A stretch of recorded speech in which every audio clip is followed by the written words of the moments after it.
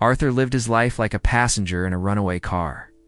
Every morning, he woke to the familiar hum of anxiety, background static that dictated his mood before his feet even touched the cold floor of his small apartment. The bills piled up. On the kitchen table, silent witnesses to a financial battle he was spectacularly losing. At work, he was competent but invisible. His ideas died in his throat or were presented with such hesitation that no one gave them credit. He felt like a victim of circumstance. A leaf blown by winds he could not control. The economy, his demanding boss, the rental market, bad luck. Every setback was a confirmation of his powerlessness. The world was the tormentor, and he the victim. This narrative, repeated tirelessly in his mind, became his unshakable reality, a self-fulfilling prophecy of failure and stagnation. He longed for more but did not know how to demand it from the universe. The turning point was not a grand event, but a quiet humiliation. He was passed over for a promotion he considered his by right. The position went to a younger, less experienced colleague who exuded a confidence that Arthur secretly envied and despised. In a reluctant feedback meeting, his boss, a man of few words, was brutally honest. "Arthur, your work is fine, but your mindset is a liability. You project defeat before you even start talking." Those words, "your mindset is a liability," echoed in his skull like a funeral bell. That night, frustration gave way to a painful introspection. He realized the runaway car wasn't the world. He was the driver. He'd been holding the steering wheel all along, but with his eyes closed and his hands trembling, letting panic take over. It was then that a cold, unfamiliar determination began to form. He needed to take control, not just of his job or his money, but of everything. Total control. He started with the source of all his chaos, his mind. He decided his brain was no longer a stage for the drama of anxiety, but a command center. The first step was observation. He began to monitor his thoughts like a scientist studying a colony of bacteria. He noticed the patterns, the automatic pessimism, the relentless self-criticism, the tendency to catastrophize the smallest of problems. They were legions of negative thoughts marching unopposed. The counterattack was deliberate. For every negative thought he identified, "I'll never get out of this debt." He forced himself to articulate a counterargument based on logic and possibility. "There are strategies to pay off debt. I'm capable of learning and applying one." At first, it felt artificial, a lie he was telling himself. But persistence was key. He was, for the first time, governing his mind instead of being governed by it. The second battlefield was his words. Arthur realized how his speech was a direct reflection of his mental chaos. He complained constantly. He used words like impossible, terrible, and unlucky, as if they were commas. His words didn't just describe his reality, they created it, reinforcing his image as a victim to himself and others. He was poisoning his own well with the language of defeat. He established a new personal law, the end of futile complaint. A problem arose, he would forbid himself from merely lamenting it. Instead, he had to articulate the problem neutrally and immediately focus his speech on possible solutions. In meetings, instead of saying, "We don't have the budget for that," he began to say, "To accomplish this with our current budget, we would need to creatively approach X, Y, and Z. What are our options?" The change was seismic. People began to listen to him. His new way of speaking projected control, solutions, and leadership. His words, once liabilities that undermined his credibility, became assets that built his authority. He was learning to wield the power of his own voice, transforming it from a lament into an instrument of creation and influence. With a clearer mind and sharper words, the third domain, his financial destiny, began to seem less like an imposing monster and more like a complex yet solvable puzzle. The panic that led him to ignore his bills was replaced by an analytical calm. The mental control reduced his impulse spending, which had been a form of self-medication for his anxiety. He no longer needed that dopamine hit from a needless purchase. To feel good for a moment, he sat at the kitchen table, where the bills had once terrorized him, and spread them out under the bright light. But this time, he didn't see threats. He saw data. The same methodology he used to dissect his thoughts. He dissected his finances. 8. He created a spreadsheet, a strict budget. Every dollar now had a purpose, a mission. His words of intention: I will eliminate my credit. Card debt in 6 months became marching orders for his money. The process was slow and at times tedious, required sacrifice and a discipline the old Arthur could never have sustained. But every small victory a debt paid, a savings goal met, was a powerful reinforcement. It was no longer about luck or misfortune. It was about cause and effect, about deliberate decisions producing predictable results. He was, finally, in control of the flow of his own financial destiny. Months passed. Arthur's apartment looked the same, but the atmosphere had changed. The static of anxiety had been replaced by a focused silence. At work, the change was even more remarkable. A crucial project for the company was sinking, mired in delays and budget overruns. Panic set in among the team, and the language of blame. And defeat began to dominate meetings. The old Arthur would have shrunk in his chair, was grateful not to be directly responsible, and added his own voice to the chorus of laments. The new Arthur saw an opportunity. For a week, he used his evenings not to worry, but to analyze the project. He applied his new governed mind to find the systemic flaws, not to blame individuals. He used his governed words to draft a concise and powerful proposal. He requested a meeting with his boss and the project directors. As he walked into the room, he didn't feel the panic of before, but an electric calm. He didn't present a set of problems, presented a battle plan. His language was precise, confident, and devoid of negative emotion. He outlined the strategy, assigned responsibilities, and traced a clear new path to success. There was a stunned silence when he finished. He hadn't just presented a solution. He had taken control of the room's narrative. His boss looked at him, not at the anxious employee of months past, but at a potential leader. That day marked the true shift in his trajectory, the living proof that by governing his inner world, he could, in fact, begin to shape the outer world to his will. His journey to total control was far from over, but he had won the civil war within himself. He now understood that financial destiny wasn't a prize to be won, but a structure to be built, brick by brick, with the materials of a disciplined mind and intentional words. He looked at his financial plan on the wall, the first phase of recovery, almost complete. The next phase, wealth creation, was about to begin. The wealth creation phase on Arthur's whiteboard wasn't just about bigger numbers. It was about a fundamental shift in identity. He would cease to be the man who survived and become the man who built. The first step, he knew, was to capitalize on the value he had created in his current environment. The confidence he projected was no longer an imitation, but the result of proven victories. It was time for his compensation to reflect this new reality. He scheduled a meeting with his boss, but his preparation was radically different from any he'd had before. He didn't prepare a list of grievances or wishes. Instead, he prepared a value report. He quantified in hours, resources, and, most importantly in dollars, the positive impact of the project he had rescued. He detailed not only what he had done, but the system of thought that could be replicated in other departments. In the meeting, his calm was his greatest weapon. He didn't ask for a raise. He presented a business case for the company's continued investment in his role. Based on the return I've generated in the last 6 months, he began, in a firm and collaborative tone, I believe my role has evolved. I'd like to discuss how we can align my responsibilities and my compensation with this new level of value I'm bringing to the company. The power had shifted. He was no longer an employee asking for a favor, but a strategic asset negotiating. His market value. The result was beyond his expectations. The promotion he had been denied. Now, with a senior title, a leadership scope, and a salary that, in one fell swoop, accelerated his financial plan by 3 years. With a sudden influx of capital came the first great test of his new mentality, temptation. The old Arthur would have rushed to make a down payment on a luxury car or rent an apartment he could barely afford, seeking the external validation he had craved for so long. The new Arthur, however, felt the impulse and recognized it not as a desire, but as an echo of his former self.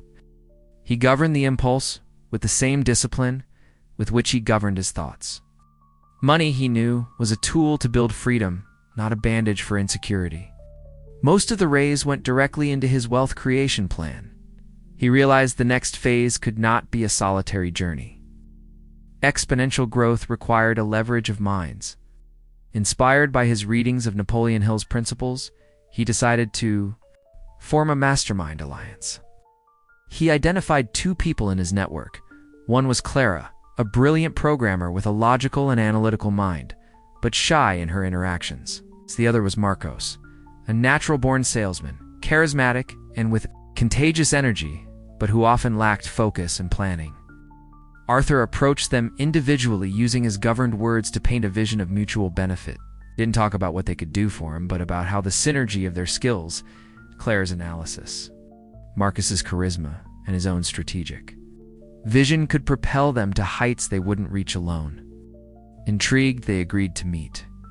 The trio began meeting bi-weekly, sharing goals, challenges, and holding each other accountable with a brutal but constructive honesty. It was in one of these sessions that the seed of a new venture was planted. While discussing the frustrations with the management software their respective companies used, Arthur had an insight. His mind, now trained to see solutions instead of problems, connected Claire's complaints about the lack of technical flexibility with Marcus's about the unintuitive interface for the sales team. There was a gap in the market for a tool that was more agile, more human, and more adaptable. The trio spent the next 2 months in a deep dive. Clara built a functional prototype in her spare time. Marcos used his network to validate the idea. With potential clients, Arthur developed the business plan and launch strategy. They decided to pool a small amount of their own money to fund a beta phase, a real-world test with a select group of small businesses. The excitement was palpable. They were in control, creating something from scratch. Then, the market hit them. With a slap in the face, feedback from the beta phase was lukewarm. The tool worked, but it wasn't essential. The test sales were almost nil. The group's energy plummeted. The optimistic salesman became despondent. Clara began to doubt the technical viability of her own ideas. The ghost of the old Arthur whispered in his ear, "I told you so. Failure is your natural state." It was the ultimate test of his control. He let the disappointment wash over him, observed it, but refused to let it take the wheel. He called an emergency mastermind meeting. His first sentence set the tone, not allowing despair to settle in. "Excellent," he said, with a calm that surprised even himself. "We've received valuable data and saved a fortune we would have lost. On a full-scale launch, the market has told us our hypothesis was wrong. Now, let's find out why." He led the session with surgical precision, dissecting the feedback without assigning blame. His words transformed what felt like a failure into a masterclass on their customers' needs. They hadn't failed. They had learned cheaply. They realized they weren't selling a tool, but a solution to a problem they hadn't yet fully understood. Armed with this new clarity, they pivoted. They redefined the product, focusing on a specific niche and a single killer feature that the feedback revealed was their potential customers' biggest pain point. The business plan was rewritten. Morale, once in tatters, was rebuilt on a much stronger foundation of real data and resilience. Arthur's control over his reaction to failure had saved the venture before it had even truly begun. The launch of the new version of the product, which they named Nexus, was not met with trumpets or fanfare. It was a quiet, tense act carried out at 11 p.m. on a Tuesday in the small office they now called their headquarters. The three of them huddled around Clara's laptop as she executed the final command. A moment of silence. And then, Nexus was live in the world. Exhaustion gave way to a sharp anxiety. What if the silence continued? What if their thesis was wrong again? 3 days later, in the middle of a monotonous afternoon, an email with a unique notification sound arrived on Arthur's computer. The subject, payment notification, new Nexus subscriber. He froze. "Guys," he said, his voice a little shaky. Clara and Marcos turned around. He read the email aloud. Stunned silence was broken by a whoop of joy from Marcos. It wasn't about the modest subscription fee. It was proof. Someone in the vast digital world had not only seen what they did, but deemed it valuable enough to pay for. That first sale was the most potent fuel they could have received. The following months were a total immersion in the art of building. Life became a cycle of work, analysis, and small victories. Clara's nights were lit by the glow of her monitor, turning feedback from early users into refined code, making Nexus faster, smarter. Marcus's days were a marathon of demos, his genuine passion for the product turning skeptics into evangelists. And Arthur was the central axis, the fulcrum of the lever. He managed cash flow with a surgeon's precision, set the strategic priorities that kept them from getting distracted, and, most importantly, governed the psychology of the team. He celebrated every new customer, every piece of positive feedback, turning the hard grind into a narrative of constant progress. They hit 10 customers. Then 50. When the 100th customer signed up, they popped a cheap bottle of sparkling wine, the taste of victory, mixed with the deep exhaustion of months of relentless effort. They were starting to gain traction to make a small noise in their market niche, and that's when the giant awoke. On a corporate blog, Titan Corp, a dominant software company with nearly infinite resources, announced its next product update. And they're listed as an innovative new feature. It's a carbon copy of Nexus's core value proposition. The news hit the small office like a shockwave. Marcus's face turned red with anger. They robbed us. Blatantly. Lara went pale, her fingers hovering over her keyboard as she read the technical analysis of the announcement. We can't compete with their resources, Arthur. They can offer it. For free, the air grew heavy with the familiar scent of fear and defeat. Months of work seemed about to be annihilated by a single blog post. Arthur felt the knot of panic form in his stomach. The echo of his old self screamed that this was the end, that it was foolish to think they could challenge a Titan. But he had trained for this moment. He took a deep breath, allowing the wave of fear to pass through him without carrying him away. He walked to the whiteboard, erased the growth metrics, and picked up a marker. They validated us, he said, his voice cutting through the tension. Everyone looked at him, a corporate Goliath. It's just announced to the world that the problem we solve is so important that they're willing to spend millions to get in our game. He wrote on the board, advantages. Below, he listed 1. Agility. 2. Total focus on a single problem. 3. Genuine passion. 4. Customer relationships. He turned to them. They can copy our what, but they can't copy our who and our why. We're not going to fight on their territory. We're going to bring the fight to ours. His words, delivered with absolute control, changed the chemistry in the room. Marcus's anger transformed into competitive determination. Clara's anxiety turned into a technical challenge.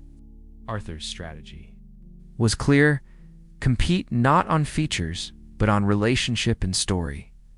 They were not a faceless corporation. They were Arthur, Clara, and Marcos, 3 people who had lived the problem they were solving. They decided to expose themselves. Marcos intensified his outreach, treating each of their 100 customers not as users, but as founding partners, asking for their advice and making them part of the journey. Clara, with a speed that no corporate bureaucracy would allow, implemented 2 of the most requested features from their most loyal customers in under a week, showing that they listened and acted. And Arthur began writing a weekly blog telling their story, the struggles, the failures, and the passion behind Nexus. They sold the authenticity that Titan Corp could not manufacture. The strategy worked. Their churn rate was almost 0. Growth, though slower, continued, driven by fervent word of mouth. And then, something unexpected happened. Their story and resilient growth in the face of a giant competitor caught the attention of a different kind of audience. Venture capitalists. A prominent Silicon Valley VC firm contacted them. After a few meetings, the proposal arrived. An investment offer that made all 3 of them swallow hard. It was an amount that could accelerate their roadmap by years, allowing them to hire a team, invest in marketing, and fight Titan on equal footing. But there was a price. A significant portion of the company and, more importantly, a loss of some of the absolute control they had fought so hard to achieve. The proposal created the first real fracture in their mastermind alliance. Marco saw the money as the arsenal they needed for total war. Clara feared that investor pressure would corrupt the product culture they had so carefully built, and Arthur found himself at the center of the most complex dilemma of his life. The principle of total control was being tested in its purest form. Was it about keeping 100% of something small, or having a smaller stake in something that could become massive? Where did prudence end and the fear of growth begin? That night, the office was silent, lit only by the streetlight filtering through the window. The term sheet lay on the table, a portal to a radically different future. The financial destiny he had started charting on a solitary spreadsheet was now a multi-million-dollar decision that would affect the lives of his friends and the future of his creation. He looked at the tense faces of Clara and Marcos, and then at the paper. Every ounce of mental control and clarity he had cultivated would be needed for the next words he chose to speak. The silence in the office was dense, heavy with the weight of divergent futures contained on a single sheet of paper. Marcos saw in the proposal an arsenal. Clara saw a Trojan horse. Arthur, the fulcrum of the scale, knew that a hasty decision in either direction would shatter the alliance that was the true engine of Nexus. He gently pushed the term sheet to the center of the table, distancing it from them. "We're not deciding this tonight," he said, with a calm that felt almost supernatural in the charged atmosphere. What? "And we're not going to decide by answering their question." He turned to Marcos. "Marcos, your ambition to win is the reason we have our first 100 customers. Your right to want the weapons to fight."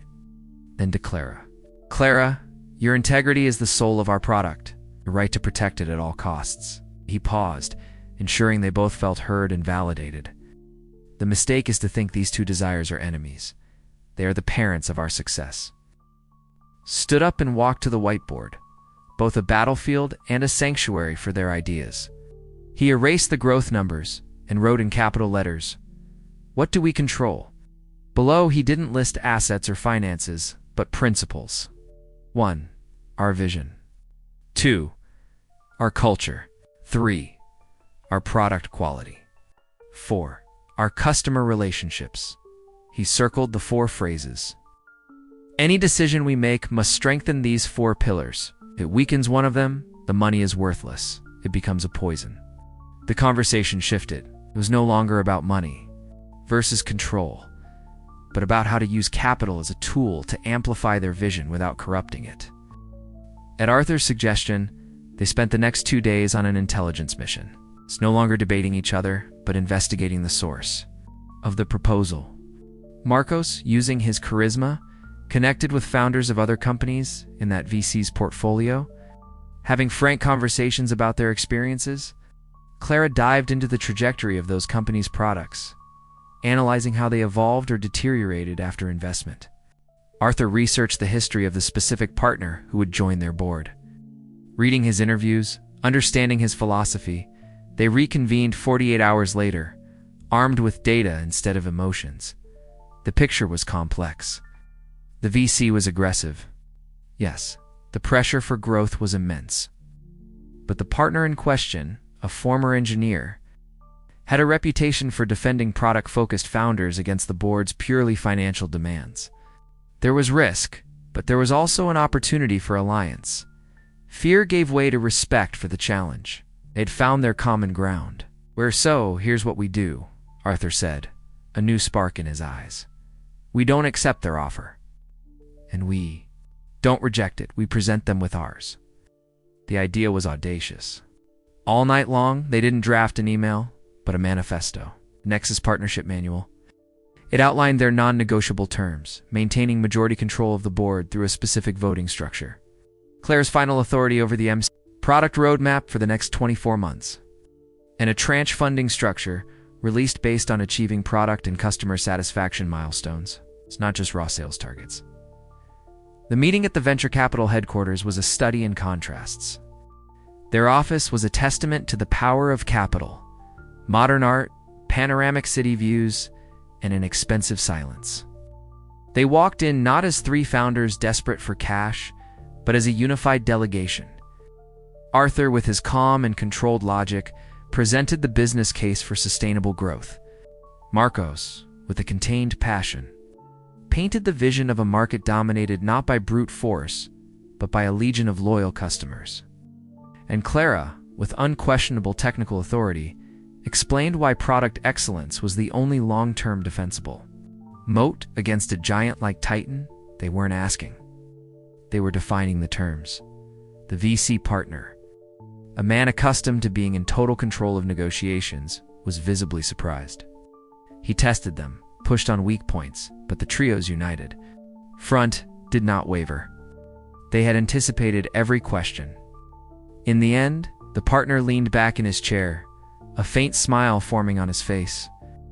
"Most of the time," he said, "founders come in here and tell me what I want to hear. You're the first to tell me how it's going to be. You're not just building a product, you're building a company." To everyone's astonishment, he agreed to their core terms. 2 weeks later, the money was in the bank. The number was so large, it seemed to belong to another reality. The celebration was brief, but intense. They had faced the dragon of capital, and not only survived, but tamed it on their own terms. The feeling of victory was profound, but the next morning, Arthur stood before the whiteboard, which was now covered with a hiring plan, expansion goals, and a product development schedule that left him breathless. The weight of expectation was 1,000 times greater. The pressure no longer came from bills to pay, but from a board of directors and the promise of a tenfold return on investment. He felt a vertigo, the feeling of being at the top of a skyscraper they had just built themselves. He then realized the final truth about control. Control was not a destination to be reached, but a dynamic equilibrium to be maintained every second, especially under the immense force of acceleration. Governing his own mind in the quiet of his apartment was one thing. Maintaining that inner discipline while riding a rocket in full ascent was the true test of mastery. The battle for survival was over. The war for meaningful, controlled growth was just beginning. The gardener of the infinite tears passed. The name Nexus became synonymous with innovation and integrity in its industry. The small room that had served as the company's cradle gave way to a vibrant campus filled with brilliant minds that Clara and Marcos now led with the same passion as on day one. Titan Corp, once an existential threat, became a distant competitor, unable to replicate Nexus's most valuable asset, its soul. Arthur did not sit on a golden throne. His office, though spacious, was minimalist. The centerpiece was not an award or a stock chart, but a small bonsai tree on his desk, whose branches he tended to with delicate shears every morning. In that simple, repetitive act, he found the summary of his entire journey. He realized, in a moment of profound clarity, that total control was never about dominating the outside world. That was the illusion of youth and blind ambition. The external world, with its economic crises, competitors, and market whims, was like the weather, impossible to govern. To even try was the path to the frustration and anxiety that had once nearly consumed him. The true and only total control was internal. It was the act of becoming the gardener of one's own private infinity. His mind was the soil. For years he had left it barren, stony, and infested with the weeds of doubt, fear, and self-pity. The first and most difficult task of his life was to learn to till this land, to pull the weeds by the root, not with violence, but with persistent observation. He learned to enrich the soil with the nutrients of purpose, gratitude, and a deliberate belief in his own capability. Like the gardener, he could not blame the soil for its condition. He had to take responsibility for cultivating it. His words were the seeds. He learned that every word he uttered was a seed planted both in his own mind and in the minds of others. Words of complaint and defeat grew a garden of stagnation. Words of possibility, solution, and encouragement, even in the face of adversity, gave rise to forests of collaboration and resilience. He saw how his words had united his team during the crisis, how they had transformed a tense negotiation into a partnership, and how, in the end, they had built the culture of his company, and his financial destiny, like the rest of his destiny, was the harvest. It was not a prize to be won, but the natural and inevitable result of the quality of the soil and the seeds planted. Wealth was not the goal, it was the fruit. A healthy, well-tended apple tree does not try to produce apples. It simply produces them as an expression of its nature. Likewise, a controlled mind and constructive words produce prosperity as an expression of their own internal order. Looking out the window, seeing the company pulsating with life, Arthur smiled. He was no longer the captain of a ship in a storm. He was the calm at the center of the hurricane itself. Success had not rid him of problems and challenges. Now were bigger and more complex than ever, but the problems no longer governed him. The journey, he understood, was not a straight line from poverty to wealth, but an ascending circle from disorder to inner order. The universe does not deliver what we fervently desire. It reflects what we are in our essence. To change the harvest, it is useless to scream at the fruit. One must, with patience and tireless discipline, return home and tend to one's own garden. Total control was not a destination to be reached, but an art to be practiced in every moment. It was not about governing a business empire, but about achieving the silent sovereignty over the empire of oneself. And in that sovereignty lies all the freedom and all the peace a human being can ever truly possess.